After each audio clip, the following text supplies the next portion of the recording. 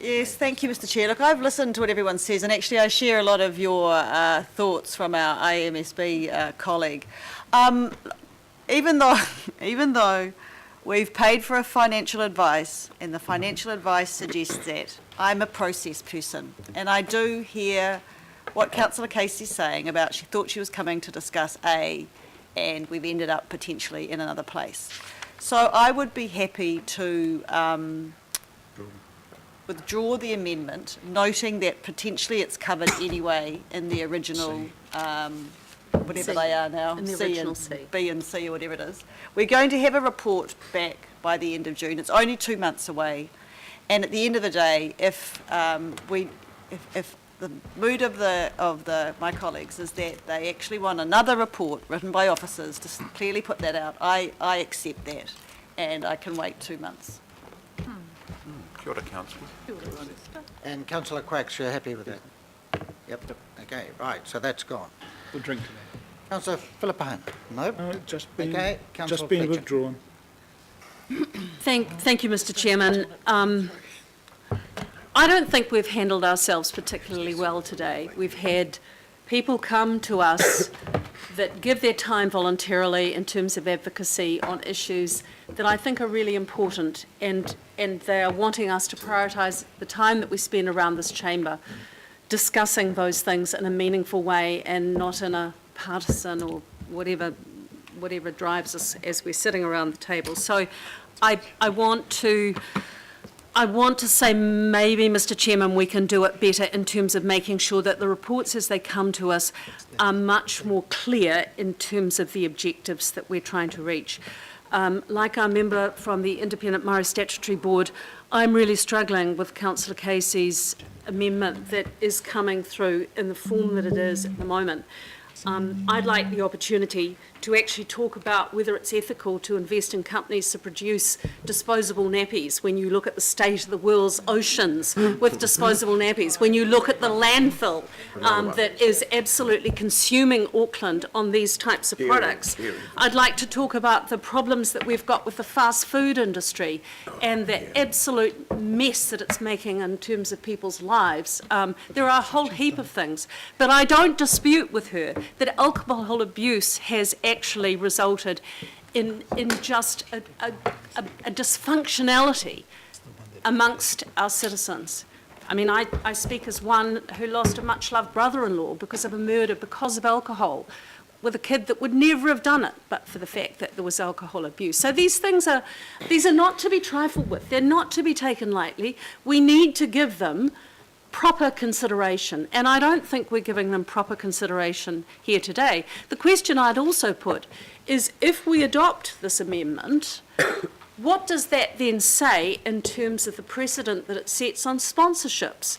Are we going then to have to review all of the sponsorships that we have and I'm sure that the chair of the Parks and Environment and Parks and Community Committee will have a view about that, because we've already got some particularly large gaps in the funding of those recreational activities that we see in a healthy sense. So I really just want to say I don't think we've handled it well, but to honour Mike Lee and his comments, I'd just like to take you back a step or two in terms of the diversified financial assets portfolio and let you know that a few people fought very hard for that, and that is why we need to have, as Councillor Simpson says, a good process in terms of actually dealing with that. If you go back to 1991, the mother of all budgets, the government of the day abolished the New Zealand Planning Commission. That was not a particularly smart thing to do. And from that point on, planning sort of wasn't the popular thing to do, and we saw the government wanting to get rid of those assets that Mike Lee has referred to, that were those of the Auckland Regional Services Trust. Now, it's fair to say that there was a lot of controversy at the time. It was the only government bill in New Zealand's parliamentary history, as far as I know, that was lost by a government, and that was the genesis to that fund. And the purpose of that fund was for public good. The purpose of that fund was to provide seeding funding for infrastructural projects. And I don't see a disconnect in what is being proposed here today, but maybe we need to have greater clarity around the objectives, and I'm sure that our Chief Financial Officer can give us some greater support when that report comes back in June, and that we can do justice to those that fought for those seeding funds that would enable, certainly you wouldn't have had the North Shore Busway, you wouldn't have had a whole range of projects, including Britomart, unless those funds had been used wisely. So we owe it to those who have gone before, as well as those who are yet to come in Auckland, that we are doing justice to those funds. So I think it's a good outcome today, and I applaud Councillor Simpson and Councillor Quacks for agreeing to defer until June to make sure that there is a comprehensive overview as to what the history of those funds were for, and that we can use them wisely going forward. But I would like to apologise to those who are in the audience here today. You've sat through 2.5 hours. I believe that there is a consensus around this table that we are trying to come to the principles that you are espousing in terms of values for Auckland. I don't believe there's anyone around the table here that don't want to see those values being espoused, but we've taken a hell of a long time to get to it. So I would just like to say to the audience, I don't apologise for us having this long debate over this, because this is a philosophical debate about several things, and the paper is very clear. It's very clear what this is about. This is about a new responsible investment policy, but it also talks about divestment of our last assets. It's very clear in point 6, point 16, and then also a recommendation in the original paper of point B. So let us be quite clear. This is a philosophical debate about, yes, responsible investment policy, and then yes, the other one is, do you move our liquid funds on? Now, the Mayor alluded to something which I think is really, really important, is when we go to Wellington, they do want to see us doing things. Let us be quite clear. The previous Prime Minister, in a number of meetings we've had in this, and in a number of interviews, when we asked for other things like regional fuel, he would say, you have other options. Now, of course, he was referring to sell your airport shares. Sell your port, sell down your port or whatever. That's been a very consistent message coming from the government there. They want, so I can tell you now, I've had the feedback, and I know that Deputy Mayor Cashmore's had the same thing. Christchurch has had $19 billion sunk into it, and they have not sold one asset to date. They have not sold one thing. We go down, we're showing that we've actually sold some property over the last 6 years, about 250 million, and we're also showing that we've actually moved this diversified portfolio down as well to show that we actually are doing a few things. Now, it is rainy day money to a degree, but hell's bells, think of the rainy days we've just had. Exactly. New Lynn is going to need a bridge, I don't know, 15, 20 million. We didn't know about that before. Down in Kawakawa and Franklin generally, the amount of roadworks and extra work that's going to have to be done. Yep. Let's be quite clear what happens there. Auckland Transport come along and they reprioritise. That means some other projects in all of your wards get shuffled down the pack because we're having to deal with these emergencies that occur. We are not resilient enough. We do not have enough resilience in our balance sheet to actually absorb these things. Let's be quite clear. It'd be great that when we get fully funded depreciation in about 5 or 6 years' time, and our borrowings won't have to be as great as they are now proportionately, we're going to have much more resilience, but at the moment we don't have it. So I was happy to be a little bit tougher there with that other resolution, but I'm more than happy that it's going to come back in a review, and that'll be one of the options that will be looked at when we review what we're going to do with the rest of our portfolio, which will be about 130 million. So we're now going to put up the amendment that Councillor Casey and Afisa Collins, I'm actually going to declare a conflict of interest on this particular item, so I will hand the chair over to Councillor Simpson. Do I get a right of reply? Because I'm chairman of President of the Portage Licensing Trust, and I consider that we manufacture alcohol, so that's my call. Councillor Simpson got a right of reply. Sorry? Councillor Simpson got a right of reply. For her I'm asking her to come up and chair because I'm backing off for this particular item. That's all. I'm declaring a conflict of interest over this amendment. You don't get it. So you're going to, we'll call for division? I'd like to have a right of reply. You got a right of reply for your amendment and I didn't. No, I just was asking where he was in the process, Councillor. So, your right of reply. Basically, the process, that you right to apply, and then if someone asks for a division, it'll be a division. Right of reply and amendment. Councillor Simpson got a right of reply on her amendment. I'm just looking for fair dues here. You didn't speak on it. Happy for you to speak, councillor. Thank you, Councillor Simpson. Guess what? Just because Auckland Council says we're not going to invest in the manufacturing of alcohol, the sky ain't going to fall down. The manufacturers aren't going to go into liquidation. It has been done before. We're not the first. Have a look at the back of your report. The University of Otago excludes the manufacture of alcohol. The City of Sydney excludes the manufacture of alcohol. KiwiSaver. There's about 5 or 6. We're not the first.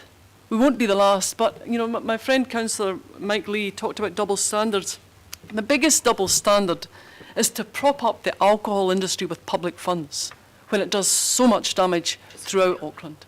So that's what we're asking for today. And I'd just like to add to the submitters earlier. Robert, I read your book in bed last night. I got it from Dr. Peter Haynes, well-timed, great delivery. And it's just a shame that today, I do feel like the debate has been hijacked. I think this is a great day for Auckland in passing this responsible investment policy. It's been a long time coming. Thank you, councillor. Right, are you happy to do it on the votes, or would you like a... Division, please. So, Madam Chair, can I just draw the attention? Councillor Cooper and I are both members of a licensing trust. We don't manufacture alcohol, but I think, I don't even drink alcohol, but I think we should perhaps follow the lead of Councillor Clow, who's also a member of a licensing trust. So just to... Okay, we've got 3 conflicts of interest, okay? Yep. Thank you. Okay. Officers noted that. Madam Chair, should we leave the room in that case? No, Or just withdraw from the table? Oh, you've declared your conflict of interest. I think unless anyone objects, I think that's fine. Councillors, you're all fine with that? Right, we've got a division, so I will ask for the officers to run the division. Thank you. Councillor Simpson. Against. Councillor Casey. Yes. Deputy Mayor Cashmore. So. Councillor Collins. For. Councillor Darby. No. Councillor Filipaina. Aye. Councillor Fletcher. No. Mayor Goff. No. Councillor Hills. For. Councillor Mike Lee. Abstain. Councillor Newman. Against. I didn't hear that one. Councillor Quacks. Against. Councillor Sayers. Against. Councillor Stewart. No. Member Taipari. No. Councillor Sir John Walker. No.